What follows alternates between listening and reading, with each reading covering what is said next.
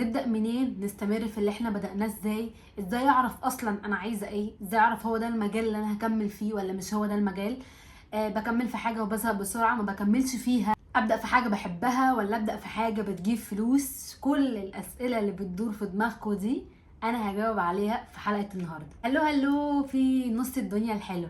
انا دينا الحداد، وهدفي من البرنامج ده ان انا اوصلكم لاحسن نسخة من نفسكم وتكونوا مؤثرين في المجتمع وفي الناس اللي حواليكم بالايجابية. طبعا موضوع النهارده تقريبا مفيش حد ما بيعديش عليه كده، مفيش حد بيجلوش فترة بيبقى حاسس ان هو مش عارف هو فين ولا بيعمل ايه، ولا هو ماشي صح ولا ماشي غلط، ولا هو تمام ولا مش تمام، الفلوس اللي بتجيله كافياه ولا لا عايز اكتر، في حاجه بيحبها ولا لا هو حاسس ان الحاجه دي ما بيحبهاش، في حاجه ليها مستقبل ولا حاسس برضو اني انا في حاجه ملهاش مستقبل ومش شايف ليها ملامح. كلنا عدينا بالمرحله دي. في ناس عرفت تكمل وفي ناس وقفت ما عرفتش تكمل. انا هدفي النهارده ان انا اخلي اللي كمل يكمل للاحسن، واللي واقف وحس ان هو مش عارف يعمل ايه وتايه انا هدفي النهارده احطه على اول الطريق، وان شاء الله يوصل لكل اللي هو بيحلم بيه. قبل ما نبدا عندي كلمتين كده للناس المتعدده الشغف، الناس اللي بتعرف تعمل كذا حاجه او اللي بتحب تعمل كذا حاجه، او اللي بتحب تعمل حاجه وخلاص تزهق منها فتروح تعمل حاجه تانية فتزهق منها ومش عارفه تستقر في مجال. انا عايزه اقول لكم ان انتوا مش مجانين، والله العظيم انتوا مش مجانين، بالعكس انتوا احسن من ناس كتير قوي، لان انتوا عندكم خبره في اكتر من حاجه. انتوا عندكم تقدروا تخشوا مثلا مجال الماركتنج شويه، تخشوا مجال الاي اي شويه، تقدروا تخشوا برمجه شويه، تقدروا تخشوا، بتعرفوا تعملوا كذا حاجه، عندكم اكسبيرينس صغيره من كذا حاجه، ما بتكملوش في حاجه عشان بتزهقوا. انتوا طبيعيين مش مجانين، انتوا بجد احسن من ناس كتير. كملوا اللي انتوا بتعملوه. بس عندي نصيحه صغيره قوي قوي قوي، خلوا في مجال عندكم، المجال ده بتقدروا تجيبوا منه دخل كويس يعيشكم، مش هقول لكم دخل واو، يعيشكم مع اللي انتوا بتحبوا تعملوه بقى، ايا كان بقى حاجه 2 3 100 10 ما عنديش مشكله. بس خلوا في مجال او مجالين بتقدروا تجيبوا منه فلوس، او فريلانس ما عنديش مشكله، بس الباقي افضلوا اعملوه. اوعوا تبطلوا تفضلوا، او عشان المجتمع مهيأ لكم ان انتوا المفروض تكونوا مركزين في حاجه واحده، وركز في حاجه، وصاحب البالين كداب، ومش عارفه التلاته منافق، والجو ده والله العظيم ولا اي حاجه فيستك. ما انا بعرف اعمل حاجه واثنين وثلاثه واربعه و100، ما عنديش مشكله لو انا بعرف اعملهم، خلاص انا تمام، بدل ما مبسوطه ومرتاحه كده انا ما عنديش مشكله. بالعكس انا بقيت احس بقى ان الناس اللي بتركز في مجال واحد بس وتفضل مركزه فيه ومديه كل طاقتها وكل شغلها وكل حياتها في مجال واحد، وبعد سنه 2 3 4 10 20 سنه تزهق من المجال ده، هتحس ان هي مش عارفه تعمل حاجه تاني. خلاص انا عارفه كل حاجه في المجال ده، بس انا فعلا ما عنديش اي خبره ولا عندي اي حاجه ولا عندي اي اكسبيرينس تخليني ابدا من الاول في اي حاجه تاني. فلما انا اكون حد متعدد الشغف وركزت في حاجه فتره وبعدين زهقت من الحاجه دي وعايزه اروح لحاجه تانية، انا عندي اوريدي باك جراوند ان انا كنت بعمل كذا. طب انا اعرف حد في كذا، طب ما انا عندي خبرات مع الناس مش عارفه فين، طب ما انا اشتغلت فتره حتى لو شهر وتعرفت على ناس في شركه مش عارفه ايه، طب انا اشتغلت شويه فريلانس على موقع مش عارفه ايه اقدر اشتغل تاني عليه. عندي اكسبيرينس وعندي حاجات تقدر تخليني اتنقل من حته لحته.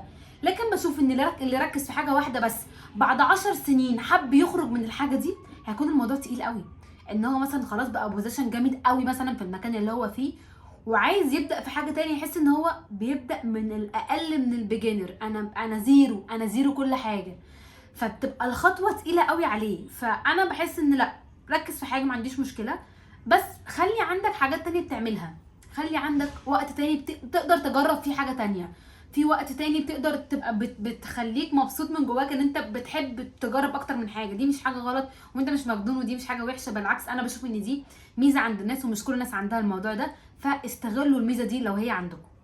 اوكي كده خلصنا موضوع متعدد الشغف. طيب هنتقسم النهارده في الحلقه على حاجتين. قبل ما نتقسم على الحاجتين دول محتاجه منكم ورقه وقلم حلوين، كوبايه شاي بلبن، كوبايه نسكافيه، كوبايه قهوه، اي حاجه بتحبوا تشربوها، ويلا بينا نبدا. الجزئين اللي احنا هنتقسم عليهم النهارده، هو في جزء مننا هيبقى هو عنده حاجات كتير قوي وعنده مجالات كتير قوي في دماغه هو عارفها، يعني انا عايزه اشتغل كذا وكذا وكذا وكذا وكذا، بس انا تايه مش عارفه ابدا منين ولا اروح فين. وفي جزء تاني هو فعلا بقى ما عندوش لا مجالات يختار منها ولا عنده حاجه في دماغه، وحاسس ان هو مش عارف اي حاجه ومش عارف اي حد ومش عارف يبدا منين ومش عارف يروح فين ويجي منين. فهنتكلم على الجزئين النهارده. قبل اي حاجه الورقه والقلم جاهزين منكم. هنتكلم دلوقتي على اول حد، الناس اللي عندها مجالات كتير قوي بس مش عارفه تختار منها ازاي. الناس دي دلوقتي عايزاكم تكتبوا لي ايه المجالات اللي انتوا عارفينها، او ايه المجالات اللي انتوا حابينها، او ايه المجالات اللي انتوا اشتغلتوا فيها فتره وبعدين سبتوها وبعدين عايزين ترجعوا لها.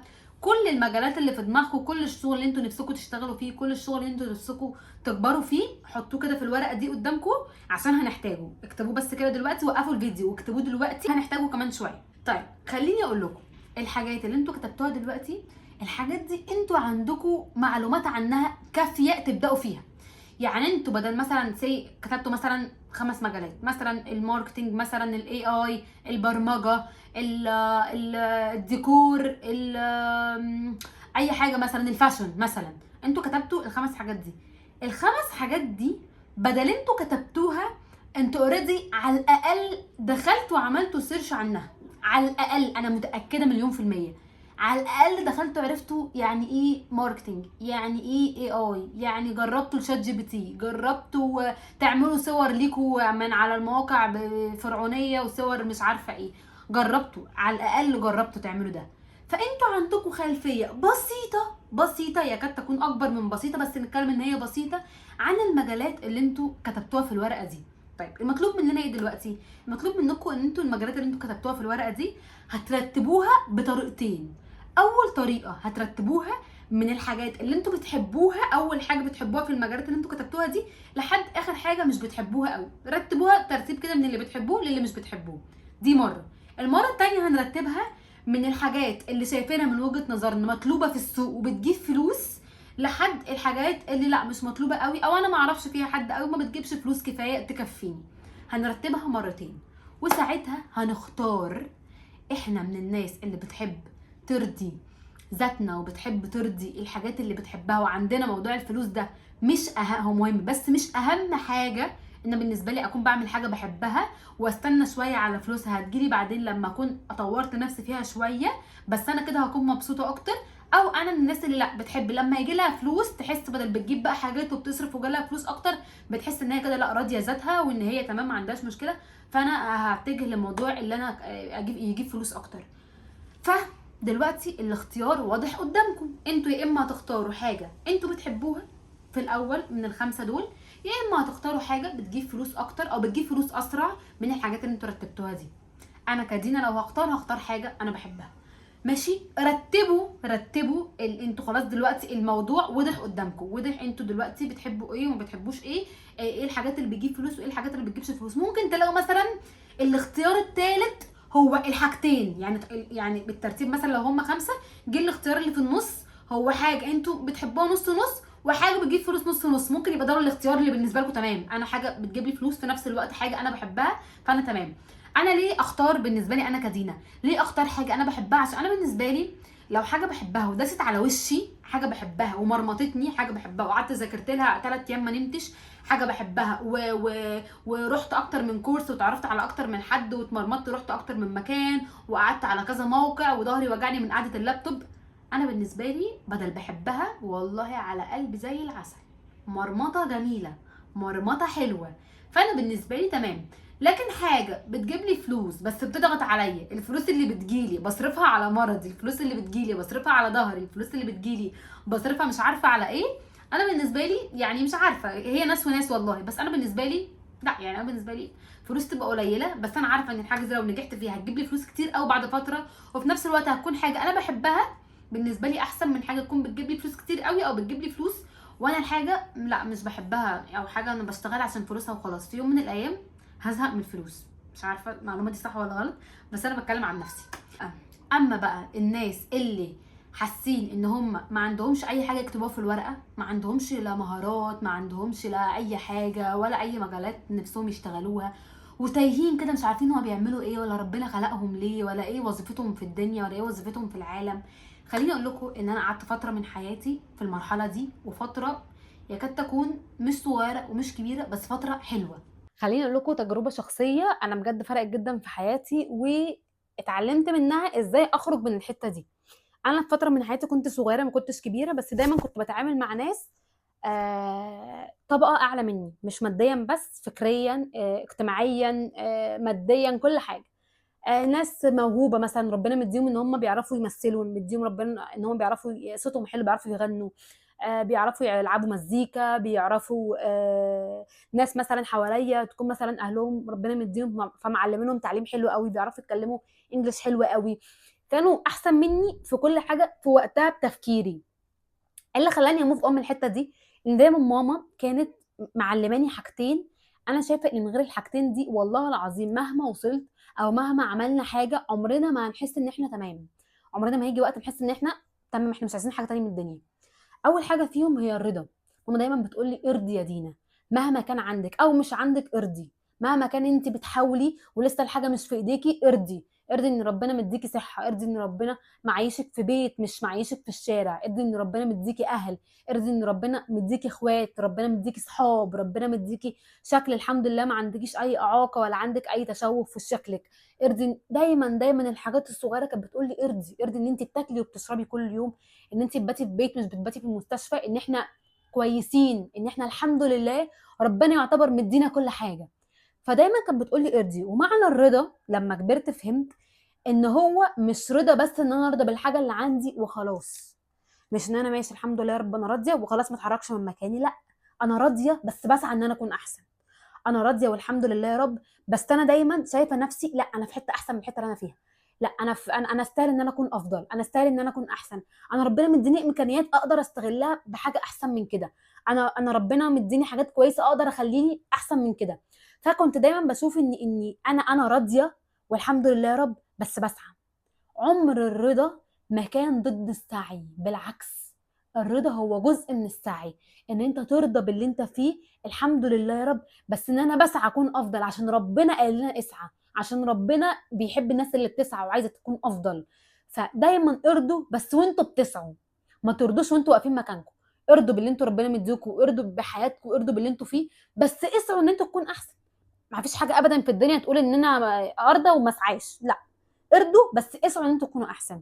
تاني حاجه كانت ماما بتقولها لي، ما تبصيش ابدا اللي في ايد غيرك ابدا، لدرجه اني حتى اللبس، لو انا مثلا عجبني لبس على واحده مثلا قريبتي ولا واحده صاحبتي ولا اي حاجه، تقول لي خلاص هي جابته مش هنجيبه، قولا واحدا، لدرجه حاجه زي دي. مع اني انا كنت مثلا انا لما اجيب حاجه مثلا والبسها، كانوا مثلا ناس صحابي او قرايبي مثلا عادي مثلا يبقوا عايزين يجيبوا زيها او يروحوا يجيبوا زيها اوريدي او يلبسوا زيها او يفصلوا زيها ايا كان، بس انا ما عنديش مشكله وكنت ببقى مبسوطه. كانت ماما بتقعد تقول لي بقى ايه، بصي انت الحاجه بتاعتك حلوه ازاي الناس بتلبسها، بصي انت مش عارفه ايه، بصي انت ارضي بقى باللي انت فيه، بصي ما تبصيش لغيرك ازاي عشان انت لما بتلبسي الحاجه بتبقى حلوه عليكي.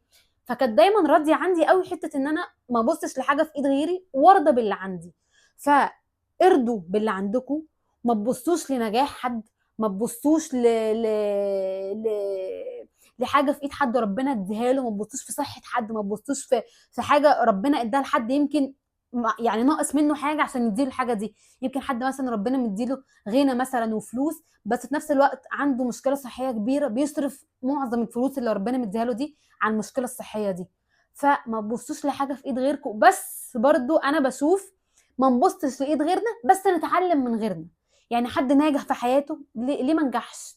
مش هنجح نفس النجاح وامشي نفس الطريق واعمل نفس الحاجات، لا، بس كونسبت النجاح حلو، الحاجه ان انا مثلا معايا فلوس زياده حلوه، ان انا اجدد عربيتي حاجه حلوه، فده مش معناه ان انا كده بص لحد، لا، انا بسعى ان انا اكون احسن، انا عايزه انجح نفس النجاح او عايزه انجح لفكره ان انا ابقى ناجحه، بس في نفس الوقت انا ممكن استفيد من اللي نجح، مثلا مش ازاي خد كورسات ايه عمل ايه، استفيد بس ما اقلدوش بالظبط، ما بقاش واخده نفس الحياه بتاعته وابقى عايزه نفس تبقى حياتي، لانه عمرها ما هتمشي وعمرها ما هتنجح، لان زي ما قلت لكم قبل كده في الحلقات اللي فاتت ان النجاح بتاعنا مش واحد، كونسبت النجاح عندنا مش زي بعض، حياتي غير حياتك غير حياتها، كل واحد ربنا مديله مقومات ومديله اسره ومديله صحاب ومديله حياه غير التاني، فعمر ما حياتي هتبقى زي حياتك، بس نقدر نستفيد من بعض، نقدر نستفيد من خبرات بعض، نقدر نستفيد من مواقف حياتيه حصلت لنا فنقدر نستفيد منها من بعض، نقدر نستفيد من خبرات من كورسات من اي حاجه من بعض، لكن مش هنمشي نفس حياتنا هتبقى هي.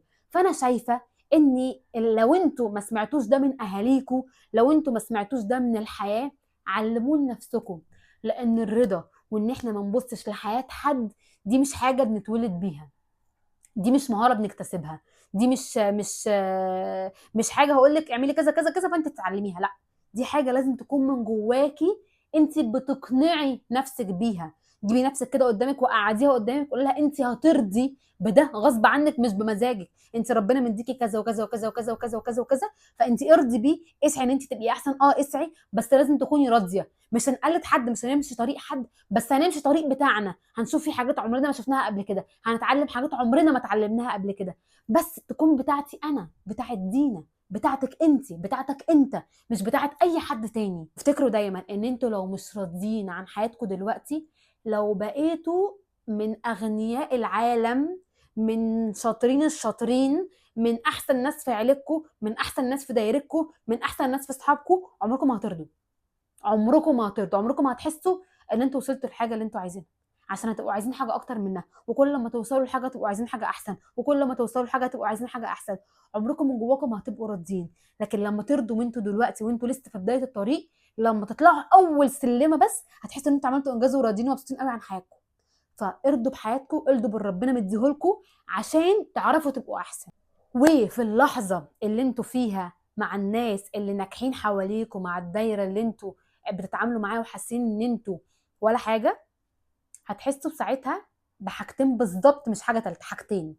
اول حاجه تحسوا ان انتوا ولا حاجه، nothing، انتوا ما جيتوش، انا بعيد قوي عن الناس دي، فهتبداوا يا تسحبوا نفسكم، انا مش عايزه اتعامل ومش عايزه اتكلم وقاعده ساكته طول القعده، ومش عارفه هم بيقولوا ايه، وحتى لغتهم غير لغتي، وبيتكلموا بطريقه غير اللي انا بتكلم بيها، وبيهزروا مع بعض غير الهزار بتاعي، فهتحسوا ان انتوا ولا حاجه، فهتبداوا تسحبوا نفسكم. يا اما هتحسوا ان انتوا انا عايزه ابقى زيهم، عايزه ابقى بتكلم زيهم، بتعامل زيهم، شاطره زيهم، عندي حاجه زيهم، انا مش عارفه هي ايه بس انا عندي حاجه زيهم. وده اللي انا حسيته، اللي انا حسيته ساعتها لما اتعاملت مع الناس الاعلى مني دي، حسيت ان انا واحده منهم، ما حسيتش ان انا عايزه ابقى زيهم، حسيت ان انا عندي قدرات تخليني معاهم كويسه، قادره ابقى كويسه. فساعتها حسيت ان لا، انا مش هتسحب، انا مش هنسحب نفسي واقعد بقى في كورنر لوحدي واقعد اعيط، لان انا لو عملت كده عمري ما هتطور، وعمري هبقى ولا حاجه، وعمري ما هبقى اي حاجه في الدنيا، وعمري ما هفضل ناسنج زي ما انا، هفضل ولا حاجه زي ما انا، مش هتحرك من مكاني، عشان انا بس خايفه اسالهم، خايفه اواجههم، خايفه اقول لهم انتوا عملتوا ايه، خايفه اقول لهم انتوا، خايفه احرج نفسي، فهفضل ولا حاجه. لكن لما قررت ان لا، انا مش هسحب نفسي، وانا هسالهم هم عملوا ايه، ازاي بيتكلموا كده، ازاي شاطرين، ازاي ناجحين، ازاي واقفين على ستيج والناس بتسقف لهم، ازاي وصلوا للي هم فيه، ازاي بقى عندهم قناه على اليوتيوب، ازاي عملوا فولورز، ازاي الناس عندهم بتعمل سبسكرايب دلوقتي وبتعمل لايكات ومتابعاهم. سالت وعرفت، ولا وانا عايزه اعمل كذا وكذا وكذا وكذا وكذا، وعرفت السيكولز اللي بتتعمل ايه، عرفت وحركت مره نفسي واثنين وثلاثه، بس المره الثانيه ما حركتش نفسي لاني بقيت عارفه. طب يا دينا انت ما قلتلناش برضو هنعمل ايه، انا هقول لكم، شفت الورقه والقلم اللي انتوا جبتوهم قبل كده اول الحلقه، هنجيبهم تاني وهنبدا نكتب فيهم اي حاجه تيجي على بالكم، اي حاجه عايزين تجربوها، اي حاجه سمعتوا عنها في دماغكم، اي حاجه نفسكم مأجلينها بقالكم 100 سنه عايزين تجربوها دلوقتي. مفيش حاجه في دماغكم ابيض، مفيش اي حاجه في دماغكم، ما بحبش حاجه، ما جربتش حاجه، ما عنديش هوايات، ما عنديش اي حاجه، خشوا على جوجل، ما اثرش معانا جوجل، خشي على جوجل هنعمل سيرش هوايات، ممكن اجرب ايه هوايات، ابدا اعمل سيرش ممكن اتعلم ايه سهل مثلا في خلال شهر، في خلال اسبوع. جربوا، عمركم ما هتعرفوا انتوا عايزين ايه غير لما تجربوا. محدش، لا اصل المجال ده مش هحبه، انتوا جربتوا مش هتحبوه، اصل المجال ده مش هعرف، انتوا جربتوا مش هتعرفوا، يمكن تطلعوا بتعرفوا، بجد يمكن تطلعوا بتعرفوا، يمكن مثلا المجال تبقوا شايفينه مثلا صعب قوي، بس لما تخشوا تحسوا ان انتوا لا، انا بعرف اعمل ده فعلا، انا حبيت المجال ده. جربوا، وجربوا حاجات دلوقتي، انتوا ممكن تقدروا تجربوا حاجات من البيت، ما نقعدش نقول اصل اهلي مش موافقين، اصل بابا مش عارفه ايه، اصل انا ما مش قادره، اصل انا مش هعرف، اصل خطيبي مش عارفه قال لي مين. ايه ده، ايه ده، احنا فين هنا؟ جربي وانت قاعده في البيت يا حبيبتي، انت ماسكه موبايل دلوقتي بتتفرجي عليا، افتحي، خشي على جوجل، خشي على يوتيوب، جربي ماركتنج، اعرفي يعني ايه ماركتنج، جربي اي اتعلمي اتعلمي. انت ما جربتيش تعملي صورك بالاي اي؟ اكيد جربتي بقى تعمليها فرعونيه، وجربتي بقى تعمليها مش عارفه ايه، اكيد جربتي. افهمي عنه اكتر، افهمي عنه اكتر بيعمل ايه تاني غير الصور. جربي ديكور مثلا، لو انت حد بيحب الالوان وكده جربي الديكور. جربي تتعلمي خياطه، جربي تتعلمي. جربي رسم، جيبي اي سكتش وقعدي لوني، يمكن تعرفي تلعبي ترسمي. بجد انا مش بهزر. في حاجات يا جماعه ممكن نكون مش عارفينها او مش متوقعين ان هي عندنا، بس لما نجرب نلاقي نفسنا بنعرف نعملها. ما تستغربوش نفسكم. بس طول ما انتوا ما بتجربوش مش هتعرفوا. فطول ما احنا ما بنجربش هنفضل تايهين. لكن لما نجيب الورقه والقلم ونحطهم كده قدامنا ونبدا نكتب الحاجات، ونبدا بقى انا مثلا جربت ده وما عجبنيش احط اكس، جربت ده وعجبني نص نص فانا هحط ايه نص صح، جربت ده وعجبني قوي فانا هحط صح كامله. هفضل اجرب لحد لما الحاجه تتفلتر قدامي وابقى حاسه ان في مجالين ثلاثه انا حبيتهم قوي، ممكن بقى اعيدهم من الاول واشوف انا ممكن انفع في ايه. لكن طول ما انا ما جربتش عمري ما هعرف، عمري ما هعرف اي حاجه لو انا ما جربتش.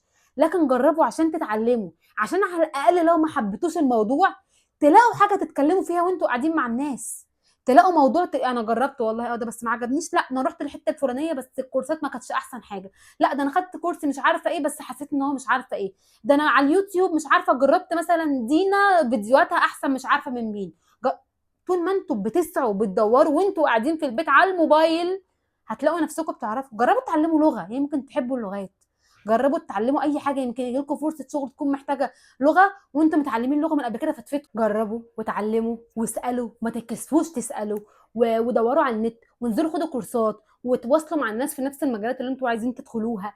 ربنا يا رب يديكوا كل احلامكم وكل اللي انتوا عايزينه وكل اللي انتوا بتحلموا بيه، وتلاقوا نفسكم. بس بجد لازم تاخدوا اكشن مع نفسكم ان انا محتاجه الاقي نفسي. خدوا اكشن مع نفسكم، خدوا موقف كده ان انا فعلا خلاص انا قررت ان دي اخر فتره ملخبطه في حياتي وان انا فعلا عايزه الاقي نفسي. جربوا وتعلموا وغلطوا وصلحوا لنفسكم وغلطوا تاني وصلحوا لنفسكم لحد ما تلاقوا الحاجه اللي انتم محتاجين تستقروا فيها وتحسوا ان انتوا هو ده انا وانا بعمل الحاجه دي. هي دي انا، هي دي شخصيتي، مش محتاجه اجمل نفسي، مش محتاجه اعمل حاجه اوفر عن المطلوب مني في الحاجه دي.